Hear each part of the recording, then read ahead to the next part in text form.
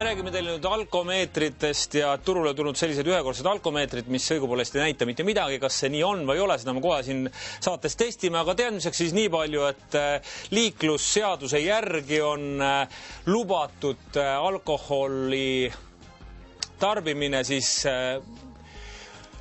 autojuhi veres kuni 0,2 promillini, täpsemalt öeldes on siis alkoholi sisaldus 1 liitris juhi välja hingatavas õhus ei või olla 0,1 milligrammi, see on siis õhus, või rohkem, või alkoholi sisaldus juhi veres 0,2 promilli või rohkem. See põhimõtteliselt tähendab seda, et kuni 0,2 promillini on lubatud, sellest keegi trahvi ei tee, kui see on veres, ja kui on 0,2 juba, siis on see trahvitav ja siis on inimene seadust rikkunud, selle vastu algatakse väärteomenetlus, tehakse trahvi ja skandaal on suur. Nüüd meil on olemas sellised väikesed alkotestid, mida on siis müügil tõesti igalt poolt. Me täna ostsime selle säästumarketist, näiteks see maksis 29,90. Kui ma seda karpi vaatan, siis kuskilt siit näha ei ole, mida ta üldse näitab või mida mitte. Siin on lihtsalt alkohol teist peale kirjutatud ja muud mitte mingisugust instruktsioon ei ole. Et kui ma selle ostan, siis ma eeldan põhimõtteliselt seda, et see näitaks mulle palju mu vere alkoholi sisaldus on. Kas autot võid juhtida? Kas ma autot võin juhtida või mitte, see on ka lihtsalt. Teie nüüd ütlete, et see on selline kaup, mida müüa ei tohiks ja inimesed ei tasuks seda osta, et see tegelikult ei näita mitte midagi. Ma ei ütle, et ta päris mitte midagi ei näita, ta näitab küll. Ta näitab 0,5 promilli. Mis on enamik maailma riikides selline piir, millest alates ei tohi autot juhtida. Eesti riigis on see niinimetatud nulltolerants, ehk siis on 0,2 promilli. Ja ega siin ei ole mitte midagi uut, need ühekordsed alkotestid on tegelikult kõige vanemad asjad üldse. See oli 1936. aasta, kui sihuke kasutusele võeti.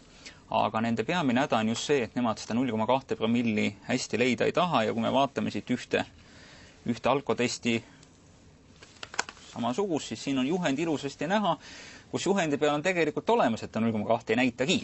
Tõesti, me oleme selle maaletoojaga täna pikemalt suhelnud. Tema ütleb, et teie, kes te müüte nüüd neid elektroonilisi kallid, mis maksavad 1000 krooni ja üle selle 2 ja 3 ja 10 000 ma võin ka osta, te lihtsalt tahate väiketootjat välja suretada. Teil pole mitte mingit ideed, te olete lihtsalt sabistama hakanud, tema tahab neid ühekordseid odavaid asju müüa, turg on ilmselt suur ja te olete sattunud ärevile. Vastab see tõele?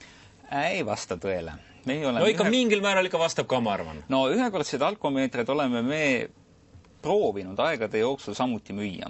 On olemas üks selline, mis hakkab siis oluliselt, on kollane kristall, selle ta hakkab allikamaks muutuma.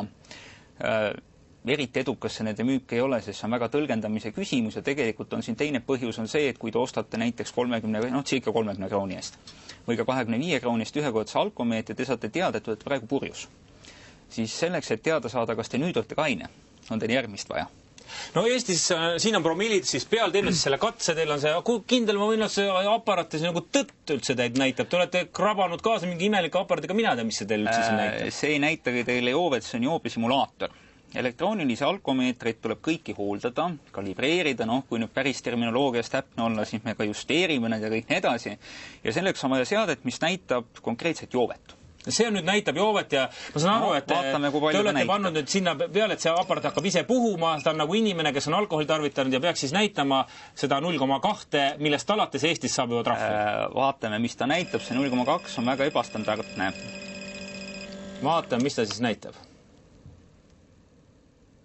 Näitab vähem, teeme mõne aja pärast uuesti. Nüüd ta 0,237 promilli. Isegi rohkem. 0,237, see tähendab seda, et selle, kui nii palju välja hingavta õhus alkoholi on või promille veres, siis trahvi te saate. Just. Nii, 0,237 see aparaat meile näitab. Nüüd me võtame siis selle ühekordse siit pakist lahti. Me tõesti ise ostsime need kauplusest, ei ole neid kaasa võtnud, ei ole kuidagi saanud neid siin rikkuda meie tarvis. Täiesti näete, tee silme all, ma selle ka avasin, aidake mul seda totsikut lahti teha, siis läheb natukene nagu rutem, et siin tuleb võtta need erinevad pooled lahti. Päris mugav on selle võtta ausalt öelda. Ja küll see selleks, see ei ole nüüd selle meie katse tähtsus. Õiget pidi paned. Nii, see kummiotsik me paneme siis siia poole ja siis selle me paneme nüüd siia poole, et ta peaks selle kilekoti meil siis nagu teoreetiliselt täis puhuma. Just. Ja nüüd ja siis paneme ta siis nüüd siin puhuma ja vaatame, mida ta meile näitab. Nagu te sealt ise karuvelt näita, siis ta tegelikult nii, see kilekott tavaliselt siin täitub. Täis. On täis. On täis. Ja nüüd me siis saime juba sellise taseme, mis näitab meil 0,237 promilli ja millega saab trahvi. Ehk 10% üle selle, millest juba saab trahvi. Jaa, siis peaks tegelikult näitama rohkem, kui isegi siin märgitud. 0,2 on märgitud valge ja üle selle, no kui te nüüd seda tõesti vaatate, siis... Ta on valge. Samamoodi edasi. Ta ei ole mitte mingisugust värvi küll siin külge võtnud. No siin on teine. Te näete ise, et see on täiesti lumivalge, et see ei näita teile mitte midagi. Et kui te puhute sellesse, siis põhimõtteliselt näitab ta, et teil joovet ei ole, te istute rooli ja saate trahvi. Jah. Ma ei saa soovitada neid alkomeetreid tõesti osta, sellepärast nende müümine ei ole küll ebaseaduslik, igaüks me võib Eestis müüa, mida tahab, aga sellega võite te vabalt minna, nagu öeldakse, politsei huviorbiiti. No kuidas ta siis toimub, kui me 0,5 näitab? Kas ta 0,5 näitab meile? 0,5 siis ta muutub roosaks. Kui soovite, võime mõne aja pärast selle ümberseadistada, teha tal teise katse. Aga siis ta muutub roosaks, see on oluliselt silmaga paremini näha. Mis on need ühekordsed alkomeetrite õnnetus? On just see, et ta väga väikest joovet reeglina, 0,2 promilli on väga väike joove. Maailmas on vähe riike, kus on nii väike piir. Meie naabritel on kõige rohkem.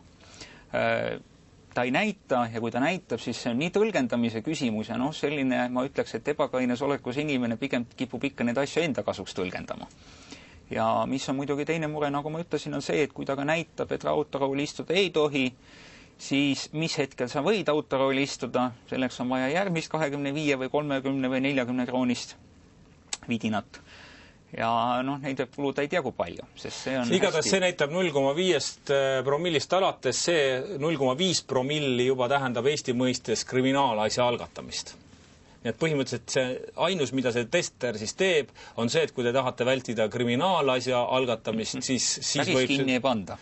Siis võib seda nagu kasutada, aga vastasel korral sellist väikest joovet see tõepoolest ei näita, selles osas on see küll täiesti kasutu. Ma küll teen absoluutselt sellise järelduse.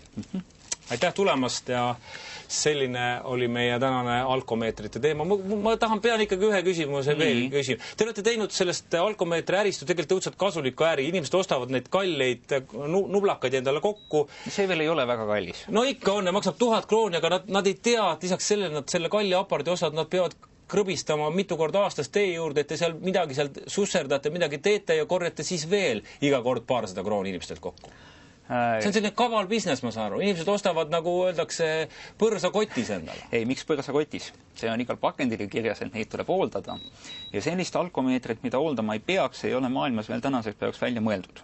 See seade oksideerub ajapikku, saastub, kui sellega meie juurde tulla, kas meie juurde või näiteks Euronixi kauplusesse või neid kohti on üsna mitmed, need on mitukümmend Eestis, siis annate selle aparaadi hooldusesse, seda puhastatakse ja viiakse jälle õigesti näitama.